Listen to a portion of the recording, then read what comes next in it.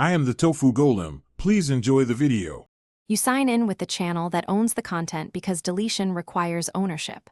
Once signed in, open YouTube Studio and click Content to view your uploads.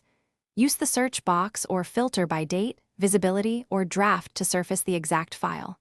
Make sure this is the correct channel, otherwise you can't delete.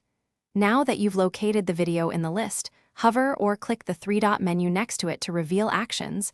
We'll pick Delete next. Click the three-dot menu beside the video row to open Actions and choose Delete Forever. You'll see an acknowledgement checkbox telling you deletion is permanent. Check it to enable the button.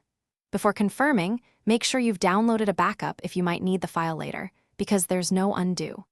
Once you confirm deletion, YouTube removes the file and associated public links. Make sure to check playlists and embeds so you can remove broken links if necessary. After you confirm Delete Forever, return to Content and verify the file no longer appears.